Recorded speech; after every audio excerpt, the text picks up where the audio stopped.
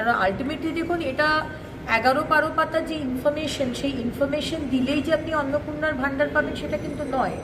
কারণ আগামী দিন অনেক কেন্দ্রের যোজনা আসবে এবং সেই যোজনাগুলোর জন্য আমরা ইনফরমেশন ডেটা নিয়ে রাখছি, কিন্তু এই ডেটার বেসিসে কিন্তু আপনি অন্নপূর্ণার ভাণ্ডার পাবেন কি না, অন্নপূর্ণা যোজনা পাবেন কি না পাবেন তা কিন্তু নয়।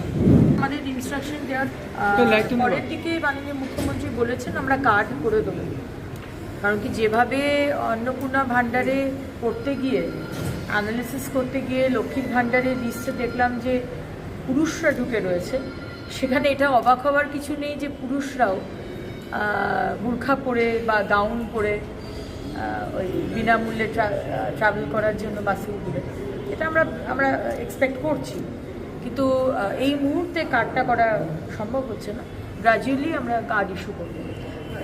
যখন কার্ড থাকবে তখন তো চেকিংয়ের ব্যবস্থা হবে না, কারণ কার্ডেই না, এই মুহূর্তে তো চেকিং করা সম্ভব নয়।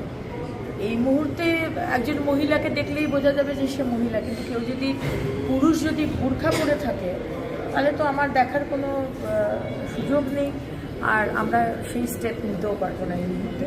তাই জন্য গ্র্যাজুয়ালি আমরা কার্ড বানিয়ে দেবো, ভেরিফাই করে কার্ড বানাবো।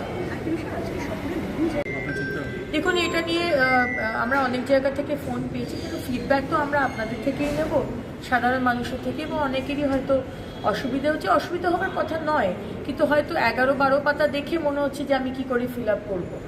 তো আমরা চেষ্টা করছি সেটাকে যদি ইজিয়ার করা যায়, কারণ আলটিমেটলি দেখুন এটা 11-12 পাতা যে ইনফরমেশন, সেই ইনফরমেশন দিলেই যে আপনি অন্নপূর্ণার ভাণ্ডার পাবেন সেটা কিন্তু নয়।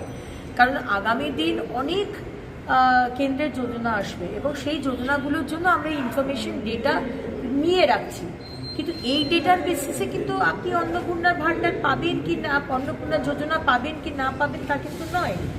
সুতরাং এখানে ভয় পাওয়ার কোনো বিষয় নেই।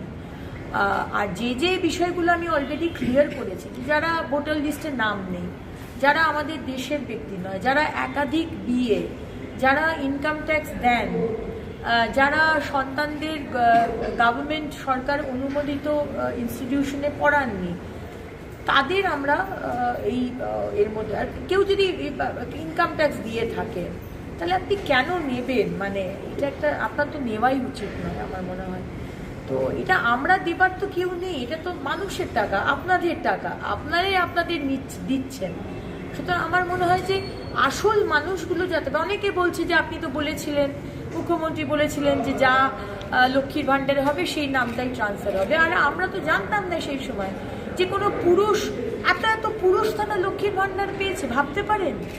এটাকে আমি চাইবো যে আমাদের টাকা, আপনার টাকা পুরুষরা পাবে, তাহলে কার্তিক ভাণ্ডার বা গণেশ ভাণ্ডার করা উচিত ছিল, লক্ষ্মীর ভাণ্ডার নামটা দিলেন কেন? সুতরাং দেখুন এই ডিসিশনসগুলো তো এখন নিতে হচ্ছে, কারণ আমরা চাই না যে কোনো ব্যক্তি যে এলিজিবল নয়, যে মহিলা, তার কাছে টাকাটা যাক বা কোনো পুরুষের কাছে টাকাটা যাক। সেই কারণেই আজকে এই স্টেপসগুলো নেওয়া হচ্ছে। আপনারা আমাদের ভুল বুঝবেন না, আপনাদের টাকা সঠিক মানুষের কাছে যাক, আমরা সেই চেষ্টাই করছি।